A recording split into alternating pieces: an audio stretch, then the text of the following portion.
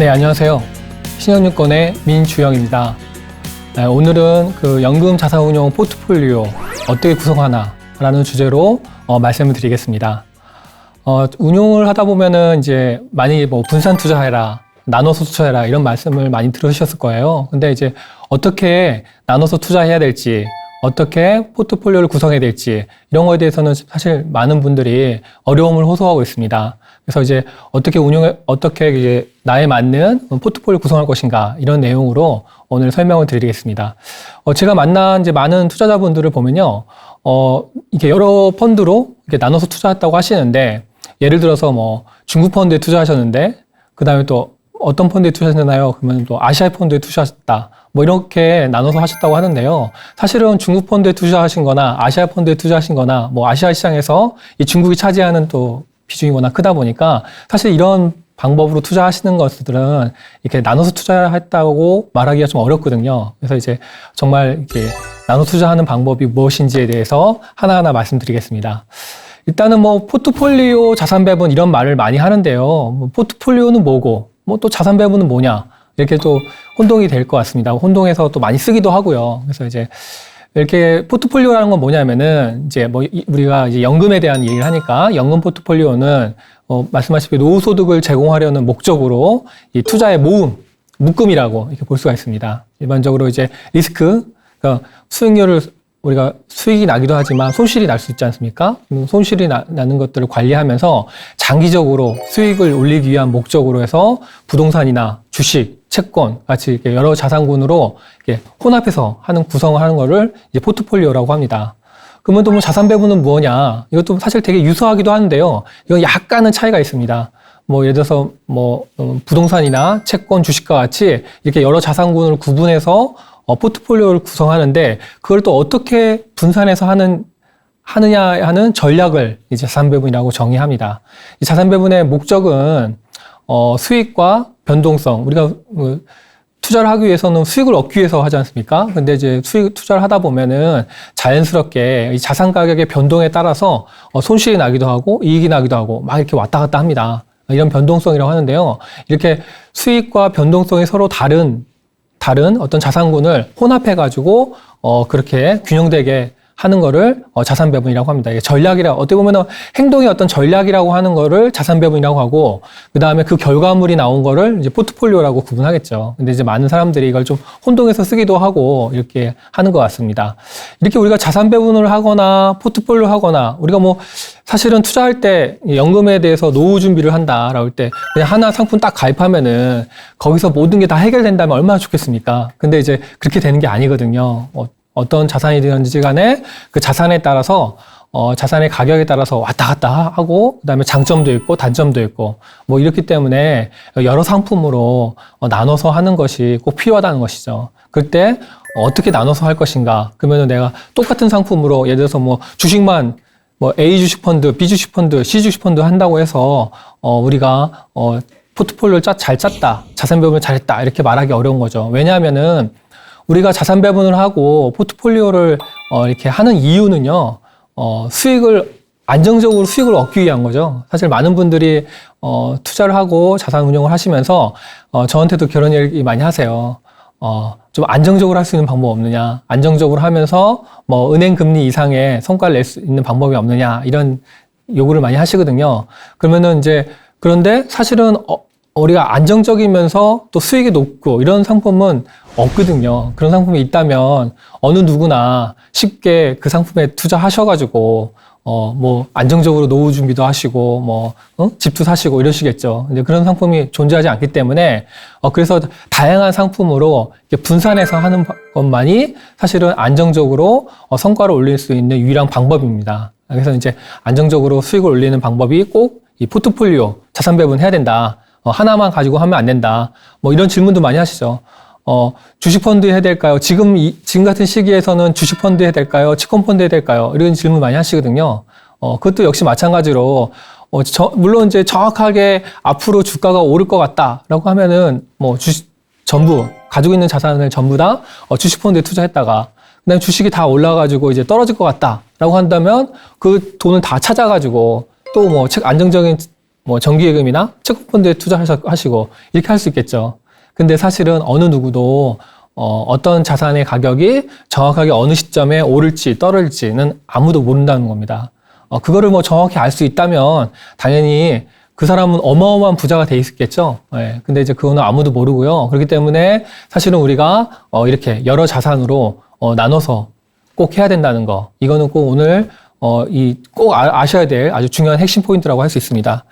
그러면은 이제 구체적으로 왜 어떻게 그렇게 나누는 것이 정말 안정적인 성과를 내는 것이냐라는 거에 대해서 의구심을 가지실 수 있을 것 같아요. 이거는 이제 뭐 자세하게 보이실지 모르겠지만 이게 그 각 자산군입니다. 뭐 선진국의 주식이라든지 해외에 이제 아주 유명한 큰 금융회사에서 만든 이제 그림인데요. 많이 쓰는 그림인데 그 전 세계에서 뭐 선진국 주식, 그다음에 이머징 마켓, 뭐 중국 같이 막 성장하는 그 나라의 인도나 중국 같이 성장하는 나라의 주식, 그다음에 뭐 채권이라든지 부동산 뭐 이런 것들을 색깔을 달리 해가지고 해마다 위에 있는 그 자산들이 상위에 높은 수익률을 올린 거고, 그다음에 밑에 있는 자산들이 낮은 수익률을 올린 겁니다. 보시면 이렇게 울긋불긋하죠? 울긋불긋한 거는 보면은 이제 결국 항상 똑같은 자산이 항상 높은 수익률을 올리지 못했다는 겁니다. 그러니까 예를 들어서 작년에 높은 수익률을 올렸던 어떤 뭐 주식이 올해는 또 가장 밑에 떨어져 있고, 또 가장 밑에 있던 작년에 가장 밑에 있던 자산이 올해는 또 가장 높은 수익률을 올리고, 이렇게 해마다 계속 바뀌는 거죠. 그러다 보니까 보시는 것처럼 되게 울긋불긋한 모습을 나타냅니다. 근데 여기서 보시면요, 이 자산들을 다 섞은 거, 다 합쳐서 고루고루 분산해서 투자한 것이 여기 나오는 이제 파란색, 제가 화살표로 표시해놨는데요. 파란색이 이제 혼합해서 투자한, 이 포트폴리오 투자한 것입니다. 보시다시피 이 중간에서 계속, 물론 이것도 뭐 항상 이게 똑같이 일정하지는 않지만, 보시면은 이제 중간에서 계속 이렇게 왔다 갔다 하는 거죠. 우리가 그러면 하나의 자산군에 투자했다면, 극단으로, 올해는 가장 높은 수익률을 올렸다가도 또 다음에는 가장 낮은 수익률을 올리고 이렇게 극단으로 왔다 갔다 하는데, 이걸 다 섞어서 고루 분산 투자하니까 그 변동성이 낮아지고 중간에서 이렇게, 그래서 내가 어느 정도 뭐 아주 높은 수익률을 누리는 것도 아니지만 그래서 안정적으로 중간 정도 꾸준한 성과를 올리겠다라고 하시는 분들이야말로 반드시 이렇게 포트폴리오를 투자해야 된다라고 하는 거. 그 다음에 과거로 실제 우리가 포트폴리오 투자해서 봤더니 이렇게 보시는 것처럼 중간 정도의 성과를 꾸준하게 올릴 수 있었다라는 것들을 실증적으로도 우리가 볼 수 있는 것 같습니다. 자, 그럼 포트폴리오를 어떻게 구성하느냐? 사실은 이제 아주 어려운 문제긴 해요. 이거를 직접 우리 여러분들이 이거를 내가 스스로 나에게 맞는 포트폴리오, 자산 배분 이걸 한다는 게 사실은 쉽진 않습니다. 쉽진 않는데, 다만 그래도 이거를 뭐 누군가가 알아서 돈 들이지 않고 이게 쉽게 딱 또 해주는 게 아니거든요. 그래서 어느 정도는 이 포트폴리오를 구성하는 방법, 이런 것들은 좀 아시는 것들이 필요한 것 같습니다. 제가 이제 이 절차와 아니면 쉽게 할 수 있는 방법을 몇 가지 소개해 드리려고 하는데요. 네, 그래서 하나하나씩 이제 차근차근 설명해 드리려고 해요. 근데 일단은 이게 우리가 그냥 포트폴리오 짠다. 내가 할 때 포트폴리오 짜고 내가 가지고 있는 자산을 뭐 예를 들어서 내 자산이 1억이 있다. 1억이 있는데 그중에서 얼마를 주식을 하고 얼마를 채권을 하고 얼마를 정기예금하고 얼마를 부동산에 투자할지 이렇게 나눌 때 그냥 너무 막연하잖아요. 뭘 가지고 어떤 기준을 할지 되게 막연하지 않습니까? 그러니까 이제 그런 것들을 어떤 절차를 통해 가지고 그렇게 나눠서 하는 것인지에 대해서 이제 말씀드려야 하는데요. 첫 번째는요, 가장 중요한 거는 이제 목표입니다. 내가 만약 1억 원이 여유 자금이 있는데 1억 원에 나중에 이 1억 원을 가지고선 어떤 목표를 가지고선 이 1억 원을 어디다 쓸지, 예를 들어서 뭐 추가로 어디 부동산에 투자할지, 아니면은 자녀한테 나중에 자녀가 결혼해서 자녀의 뭐 집 마련에도 도와줄지, 아니면은 나중에 아플 때를 대비해서 뭐 의료 비용으로 대비해서 쓸지, 아니면 노후 자금으로 나중에 뭐 내가 나중에 60세 이후에 아니면 70세 이후에 활용할지, 이런 목적을 먼저 명확하게 하는 것이 중요합니다. 이 돈마다 이 뚜렷한 목표를 정하는 것이 사실은 자산 운용에 있어서 성공과 실패를 가르는 아주 첫 번째, 아주 중요한 요소라고 할 수 있습니다. 사실은 뭐 많은 분들이 제가 이렇게 물어보거든요. 저한테 이제 상담 오시는 분들이 뭐 여유 자금이 있는데 이거 어떻게 운용할까요? 라고 하는 게 상담을 오세요. 그러면 제가 이제, 그 자금을 어디다 쓰실 건가요? 그러면, 글쎄요, 생각 안 해봤는데요. 그냥 여유자금인데요. 이렇게 얘기하시거든요. 그런 식 경우도 많이 있는데, 사실은 어떤 자금든 간에 이 여유자금이란 거는 이제 아무도 필요 없는 여유자금이라는 것들은 이제 흔치는 않아요. 왜냐면은 이제 잘 생각해보면은 일생에 있어가지고 라이프 사이클에 있어서 다 이 돈의 쓰임이 이제 필요하지 않습니까? 뭐, 아까 말씀드렸다시피 노후 생활자금, 뭐 우리가 많이 쓰는 노후 생활비를 쓸 수도 있고, 그 다음에 아플 때를 대비해서 의료비를 쓸 수도 있고, 아니면 자녀를 위해서 나중에 뭐 증여를 해주거나 상속을 할 수도 있고, 뭐 이렇게 이런 목적들이 다 있을 수 있습니다. 그렇기 때문에 반드시 돈에다가 꼬리표를 달아야 됩니다. 꼬리표를 다셔서 이제 목표를 반드시 수립해야 된다.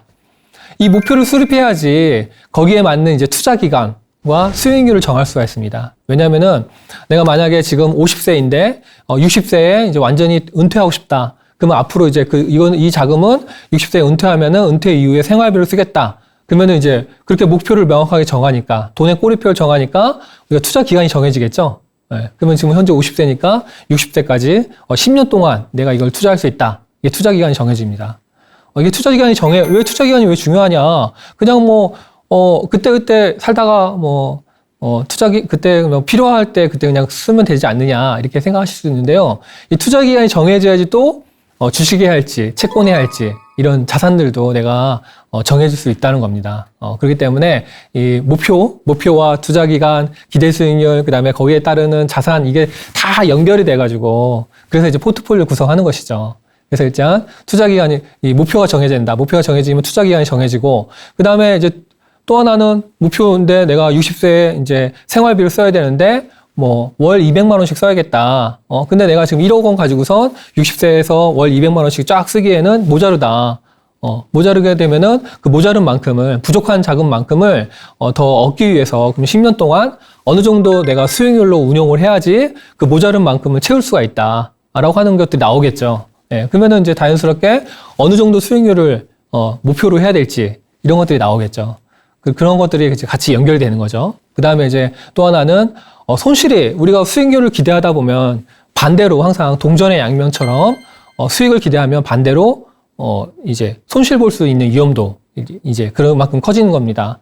예를 들어서 우리가 은행에 우리가 많이 하시는 정기금 같은 경우는 금리가 딱 확정이 되어 있으니까 위험이 없는 거죠. 은행이 완전히 도산하지 않는 한은, 은행이 도산하더라도 우리가 예금자 보호를 받으니까 5천만 원까지. 그렇기 때문에 이제 그런 것들은 위험이 거의 없다고 볼 수 있겠죠. 그렇기 때문에, 근데 다만 수익은 낮죠.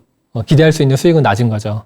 반대로 우리가 주식이나 이런 데 투자한다. 이런 것들은 예금에 비해서 기대할 수 있는 수익은 더 높죠. 은행 예금 금리가 2%, 3%라면 주식에 투자해서 기대할 수 있는 수익은 10%로 이게 훨씬 높죠. 근데 다만 똑같이 아까 말씀드렸다시피 동전의 양면처럼 기대할 수 있는 수익이 높으면은 반대로 손실 볼 수 있는 위험도 큰 거죠. 만약에 우리가 10% 예금은 손실 볼 위험이 없지만 주식은 내가 손해 볼 위험도 있는 거죠. 기대할 수 있는 수익이 높은 대신에 이렇게 서로 이렇게 같이, 그러니까 기대 수익이 높으면은 위험도 높고, 그 다음에 기대 수익이 낮으면은 위험도 낮고, 이렇게 서로 간에 연결이 되어 있다는 겁니다. 그렇기 때문에 이런 것들을 다 고려해가지고 이제 목표의 노후자금으로 사용할 돈이다. 그 다음에 10년 후에 노후자금을 쓸 것이고, 기대 수익률은 내가 부족한 자금이 한 10% 되니까 향후에 기대 수익률이 10% 이상 나야 된다. 근데 나는 5% 이상 손실이 나면 안 된다. 이렇게 이런 것들이 정해지겠죠. 정해지고 나서 그 다음에 이제 내가 투자하는 주식, 그 다음에 채권, 그 다음에 부동산, 그 다음에 대체라고 하는 것들은 부동산을 포함해서 주식, 채권 이외에 이제 모든 거, 금이라든지 이런 것들, 그 다음에 실물, 원유, 이런 것들 대체 투자라고 하거든요. 그 다음에 현금, 이렇게 자산군을 쭉 나눈 다음에 거기에 따라서 내가 주식에 몇 % 할지, 채권에 몇 % 할지, 부동산에 몇 % 할지 이렇게 정하는 겁니다. 네, 정하게 되고요. 정하고 나서 이런 것들은 이제 큰 그림으로 정하는 거죠. 우리가 전략적 자산 배분이라고 옆에 썼는데 사실 말이 좀 어렵죠. 전쟁 용어긴 해요. 이게 전쟁에서 이제 유래된 용어인데 우리가 무슨 전략 짜자. 우리가 이기기 위해서 어떤 전략을 짜야 된다. 이렇게 얘기하지 않습니까? 전략이라는 거는 아주 긴 거. 최소한 5년, 10년 동안은 변하지 않고 이렇게 쭉 유지할 것들. 이런 걸 전략이라고 하고 전술이라는 건 좀 단기적인 겁니다. 네. 그러니까 우리가 전략에서는 크게 큰 그림으로 하는 거고 전술은 어떤 상황에 따라서 단기적으로 변동시키는 걸 말하는 거죠. 그래서 이제 일단은 전략적으로 나의 목표에 맞게 투자 기형과 기대 수익률, 그다음에 위험 허용도를 정하고 거기에 따라서 각 자산군별로 비중을 정합니다. 정한 다음에 그다음에 이제 두 번째는 우리가 이제 전술적으로 이제 구성비를 다시 변경시키는 거죠. 내가 예를 들어서 주식에 한 40% 하고 채권에 60% 했다. 근데 요즘에 딱 보니까 주식시장이 좀 오를 것 같아. 그러면은 이제 40하고 60, 채권을 60 하지 않습니까? 근데 이제 주식이 오를 것 같아. 그럼 주식에 대한 편입비를 좀 높이고 싶어요. 근데 그렇다고 해서 주식을 다 팔고, 채권을 다 팔고 주식으로 100% 다 간다. 이렇게 하는 건 아니고요. 장기적으로 내가 60대 40으로 한 다음에, 그 다음에 주식이 약간 시장이 경제가 이렇게 변화돼가지고 주식시장이 좀 좋아질 것 같다.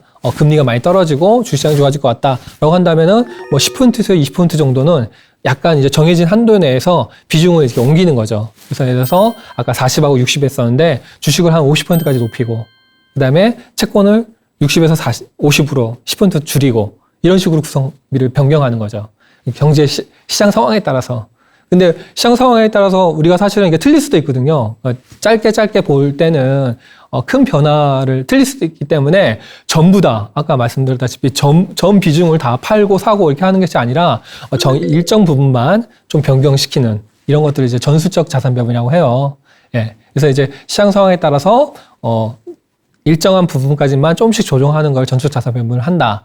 이제 그리고 난 다음에 이제 구체적으로 이제 상품을 선택하는 겁니다. 그때부터 이제 주식에서는 내가 실제 주식을 투자할지, 삼성전자에 투자할지, 아니면 현대차에 투자할지, 아니면 이건 잘 모르겠다, 아니면 주식 펀드에 투자할지, 주식 펀드에서도 어떤 A라는 운용사의 펀드에 투자할지, 아니면 B라는 운용사의 주식 펀드에 투자할지, 이런 상품을 선택하는 것이죠.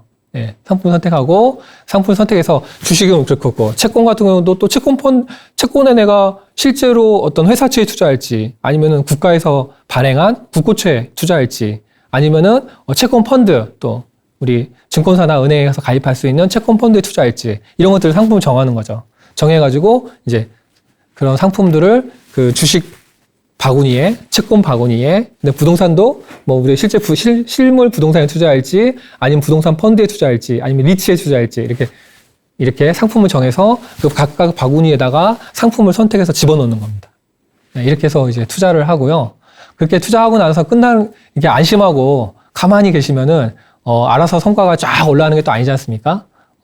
이 상품이란 게 또 보다 보면은 매니저가 바뀌고, 무슨 일이 생기고, 그 금융회사가 어떻게 변동이 되고, 이렇게 될 수도 있거든요. 그렇기 때문에 항상 이렇게 모니터링을 보면서 또 이게 내가, 전략적으로 비중을 정하고, 전술적으로 정했는데, 이게 또 틀릴 수도 있잖아요. 주식시장이 좋아질 것 같아가지고 전술적으로 주식 표현비를 아까 50%로 높여놨는데, 이게 틀릴 수도 있지 않습니까? 그래서 성과평가를 또 하는 겁니다. 성과평가를 해서, 틀렸다. 아니면은 뭔가 좀 조정이 필요하다. 그러면 또 상품을 교체하거나 비중을 다시 전술적 자산 배분을 조정하고 이런 것들이 이루어지는 거죠. 이렇게 이루어지고 그 다음에 장기적으로 또 5년, 3년 단위로 내가 이 자산 배분을 다시 진단하고 수정하는 겁니다. 왜냐하면은 내가 60세에 아까 처음에 이제 예를 들었지 않습니까? 50세 이제 현재 50세인데 60세에 노후 자금으로 쓰려고 이제 하는 1억 원이 있다라고 예를 들었는데 근데 내가 지금 55세가 됐는데 회사가 잘 됐어요. 그래가지고 60세 은퇴하지 않아도 될 것 같아. 65세까지 5년 더 다녀도 될 것 같아. 그러면은 목표가 달라지지 않습니까? 목표가 달라지면은 다시 자산 배분을 다시 수정을 해야겠죠? 네, 수정을 해서 아까 주식, 채권, 부동산, 대체 이런 것들 나눴던 비중들을 다시 진단하고 수정하는, 그래서 이게 작업을 하는 이런 과정입니다. 네, 포트폴리오라는 것들이 하나의 사진을 찍듯이 딱 찍어가지고 끝나는 것이 아니라 계속 짜가지고 운용하고 모니터링하고 평가하고 또 목표나 상황이 바뀌면은 다시 수정해서 또 바뀌고, 그래서 계속 이렇게 돌아가는 하나의 일종의 프로세스라고 할 수 있습니다.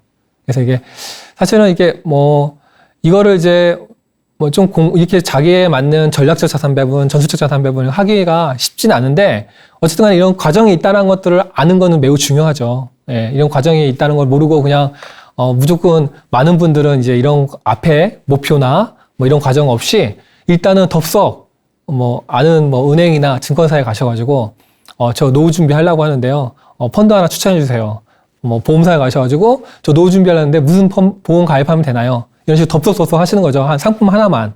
네. 그러다 보니까 도대체 그게 충분하게 나의 그 노후 준비에 충분한 준비가 되고 있는지 그런 모니터링 하기가 쉽지 않은 거예요. 상품 하나만 하고 계시기 때문에. 그리고 아까 앞서서 말씀드렸다시피 포트폴리오를 해야지 그 상황에 따라서 시장 상황에 따라서 금리 상황에 따라서 예? 그렇게 해서 상황에 따라서 이렇게 수익률이 변동되고 변동될 수 있는 위험을 좀 줄일 수 있는 것이죠. 그렇기 때문에 전반적으로 이렇게 포트폴리오 짤 때는 이런 과정을 거쳐야 된다라고 하는 것들을 꼭 아시길 바라겠습니다. 그 다음에 이제 쉽게 그러면은 내가 그런 포트폴리오를 짜는 데 있어가지고 좀 이렇게 너무 어렵다, 저런 과정을 하기 어렵다라고 한다면 좀 단순하게 할 수 있는 방법들을 하나씩 말씀드릴 텐데요. 첫 번째 하는 것들은 핵심 위성 전략입니다. 예, 그림에서 제가 지구와 달을 가져왔는데요. 우리가 지구가 있고 그 다음에 이제 달이 있지 않습니까? 달은 이제 지구 주변을 돌죠. 네, 이렇게. 그 다음에 핵심이란 게 이제 지구를 말하고 그 다음에 달은 이제 위성을 말하는 거죠. 위성을 말하는데 뭐냐면은 이 우리의 자산을 내가 노후 자금으로 1억을 하려고 한다. 이걸 어떻게 포트폴리오 짤 것인가라고 할 때 자산을 두 개로 나누는 겁니다. 예, 두 개로 나누고 많게는 3개로 나눌 수도 있고요. 4개로 나눌 수도 있습니다. 이게 나누는 건데 이 자산을 나누는 겁니다. 만약에 예를 들어서 1억 원이 있다면 7천만 원, 3천만 원 이렇게 나누거나 6천만 원, 4천만 원 나누거나 이게 나누는 거죠. 나눈 다음에 그다음에 아니면은 5천만 원, 3천만 원, 2천만 원 세 가지로 나눌 수도 있고요. 항상 이렇게 나눈다. 나눠서 한다. 나누는 방법을 이제 핵심 위성 전략을 하는 거죠. 근데 어떻게 나누느냐? 우리 핵심이란 거는 지구가 훨씬 더 크지 않습니까? 달보다. 그러니까 항상 핵심은 더 크게 하고 그러니까 50대 50으로 나누는 게 아니라 60대 40. 항상 하나는 뭔가는 더 크게. 그죠? 70대 30, 80대 20 이게 나누는 거죠. 나눈 다음에 자, 핵심은 뭐냐면은 남들 버는 만큼 버는 것. 남들이 버는 만큼 기대할 수 있는 거. 이걸 이제 핵심 자산이라고 해요. 예를 들어서 남들이 요즘에는 금리가 높다고 하니까 그러면 정기예금을 핵심으로 하고, 그죠? 이런 식으로 는 거죠. 남들 버는 만큼 벌 수 있는 거를 핵심 자산으로 하고, 그 다음에 위성 자산은 뭐냐? 이거는 남들보다 더 벌기 위한 거, 남들보다 더 초과 수익을 얻기 위한 자산들, 이거를 또 위성 자산이라고 합니다. 그래서 우리가 아까 6천만 원가 하고 그 다음에 4천만 원 나눴잖아요. 아니면 7천만 원, 3천만 원 나눴잖아요. 그러면은 핵심은 6천만 원은 남들 버는 만큼 버는 자산에다가 내가 나눠놓고 그 다음에 4천만 원이나 3천만 원은 남들보다 더 수익을 올리기 위해서 하는 것들을 하는 거죠. 그래서 예를 들어서 요즘에 금리가 높으니까 정기금리가 예전보다 한 4% 금리가 높아서 나는 아주 보수적으로 운영하고 싶다. 근데 이제 남들 버는 만큼 그냥 정기예금 수준만큼만 벌고 싶다. 그 정도는. 그러면은 6천만 원을 정기예금에 놓고 그 다음에 나머지 4천만 원은 이제 남들보다 더 벌기 위한 자산에다 투자하는 거죠. 그러면은 이제 글로벌 주식펀드에다가 4천만 원 하고 이런 식으로 이제 분리해서 하는 것이죠.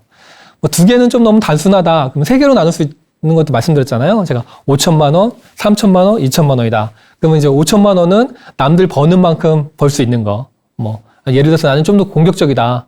근데 나는 전 세계 모든 자산에다 투자하는 글로벌 펀드에다가, 글로벌 분산 투자 펀드에다가 이제 5천만 원 하고, 그 다음에 남들보다 좀 더 초과 성과를 위해서 요즘에 좀 유망하다고 하는 그런 지역이나 국가에다가 더 투자한다. 요즘에 보니까 몇 년 동안에 이머징 마켓이 많이 소외가 됐더라. 많이 떨어졌더라. 그래서 내가 그러면은 장기로 더 초과 성과를 얻기 위해서 거기다 투자하겠다. 그럼 이머징 마켓에서 투자하는 펀드에다가 또 3천만 원 하고, 또 남들보다 더 성과를 더 초과하기 위해서 요즘에 유망하다는 인도에다가 투자하겠다. 그러면 나머지 2천만 원은 인도에다 투자하고, 이렇게 3개로 또 나누는 거죠.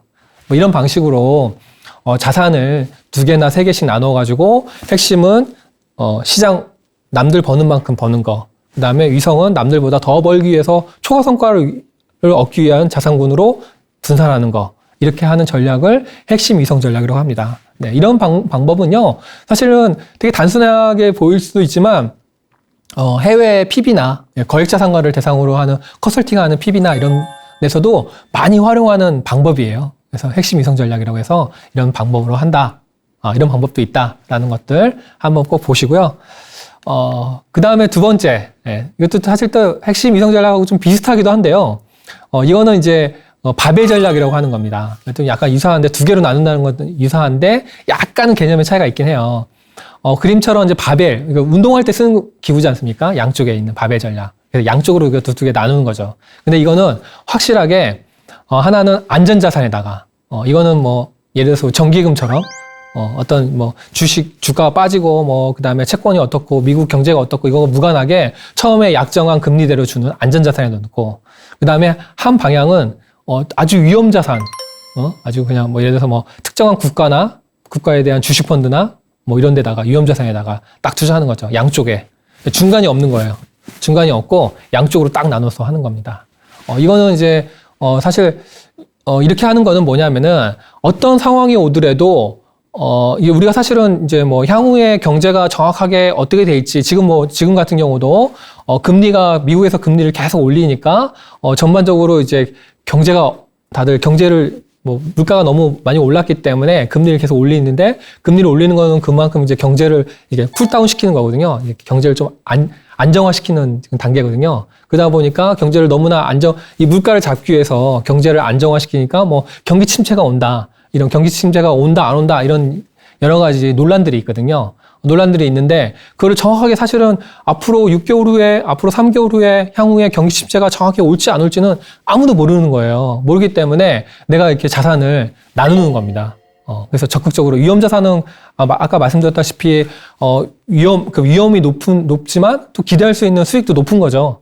안전자산은 정기예금처럼 안전하지만 기대할 수 있는 수익률은 뭐 3%, 4% 이거밖에 안 되는 거잖아요. 그다음에 이런 것처럼 그렇기 때문에 정확하게 경기가 앞으로 뭐 경기 침체가 온다, 확실하게 올 거다. 그러면 안전자산만 하면 되겠지만 또 그렇지 않을 수도 있잖아요. 경기 침체가 지금 같은 경우도 논란이 있거든요. 경기 침체가 안 오고 오히려 잘 이렇게 우리가 소프트 랜딩해서 경기가 다시 살아날 수 있을 것이다. 이렇게 주장하시는 분들 계시거든요. 그러니까 그걸 정확하게 알 수 없기 때문에 이처럼 위험자산과 안전자산으로 이렇게 나눠서 하는 거죠.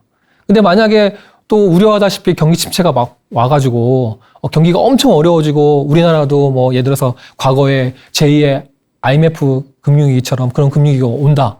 그럴 때를 또 그리고 올 수도 있는 거잖아요. 올 수 있는 것들을 대비해서 또 내 자산을 안전자산에다가도 맡겨놓는 거죠.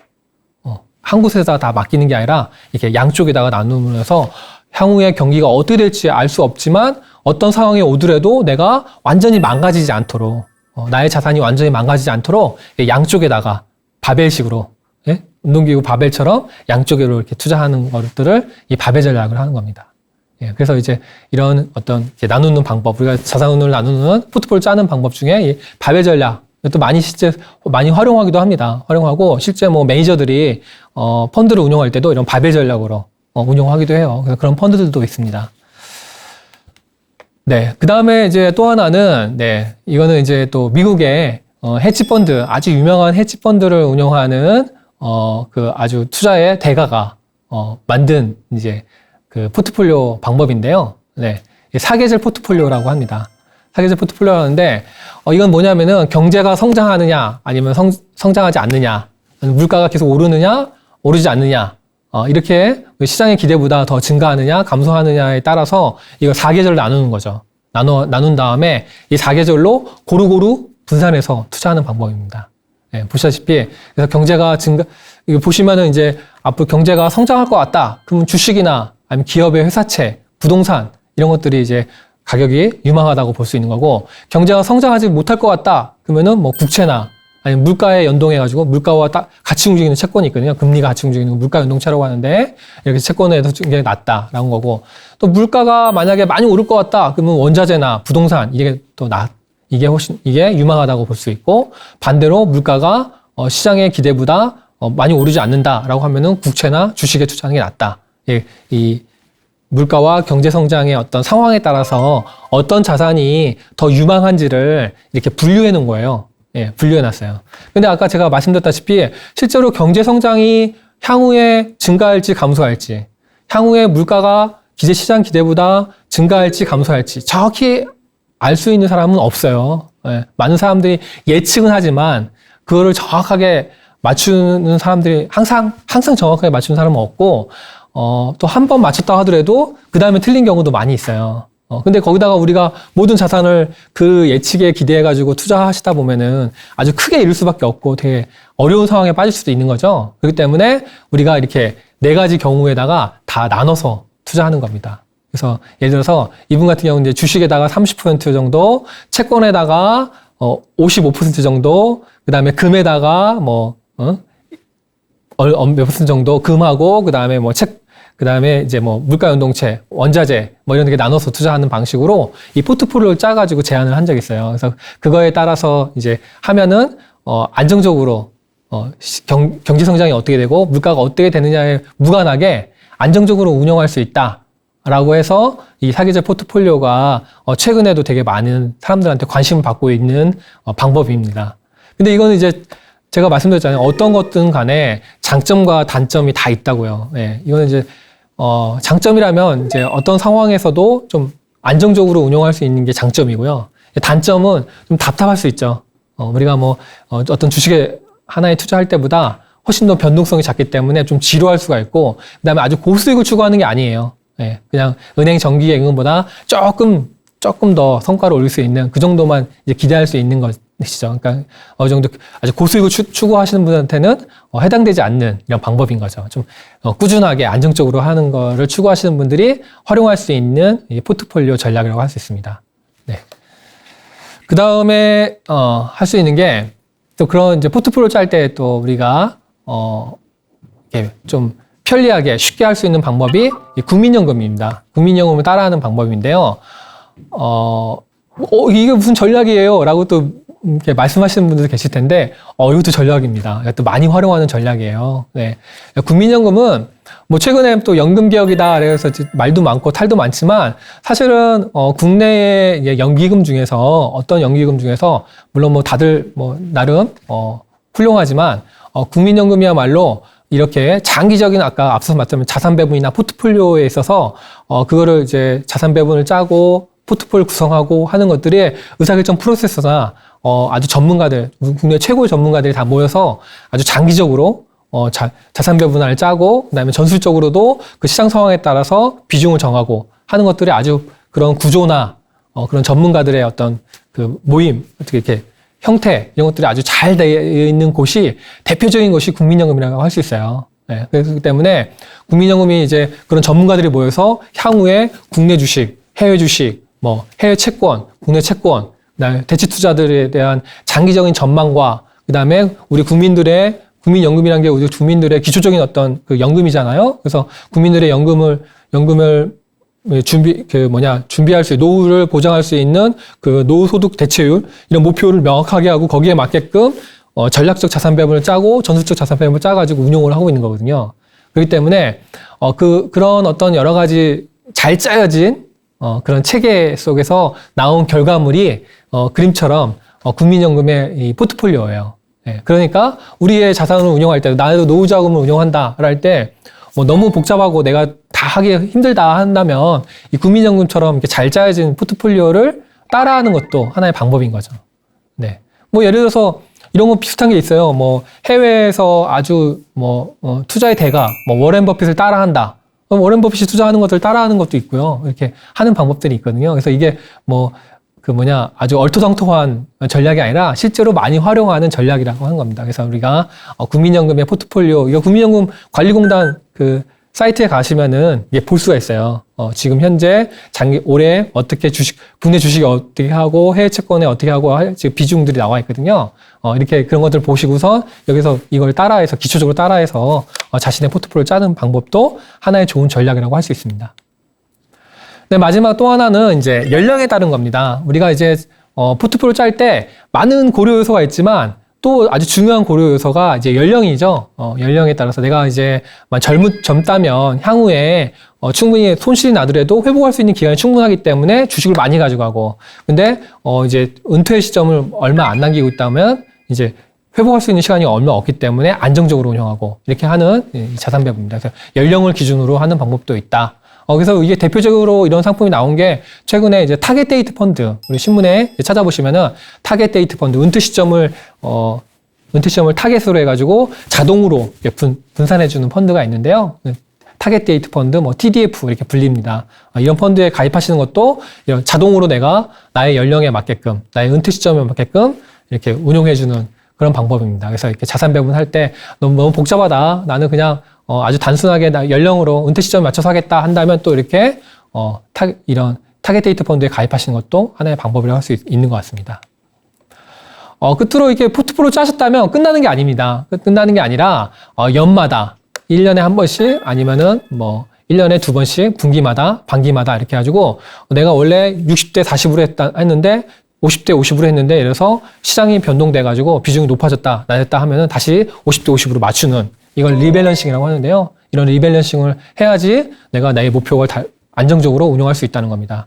리밸런싱을 하시면은 가격이 많이 오른 거를 팔고 더 싸진 거를 추가로 사는 거기 때문에 자연스럽게 변동성이 낮아지겠죠. 네, 그래서 이렇게 리밸런싱을 꾸준하게 하는 것이야말로 원래 우리가 포트폴리오 짜는 것들이 그렇잖아요. 아까 앞서서 말씀드렸듯이 노후자금 준비인지 아니면 자녀 교육비 마련 준비인지 자녀한테 증여를 할 것인지 이런 목표가 있다고 하지 않습니까? 그 목표를 달성할 때 안정적으로 달성하기 위해서는 반드시 포트폴리오도 짜지만 포트폴리오 짜서 투자를 실행한 다음에도 이렇게 꾸준하게 리밸런싱을 해야 된다.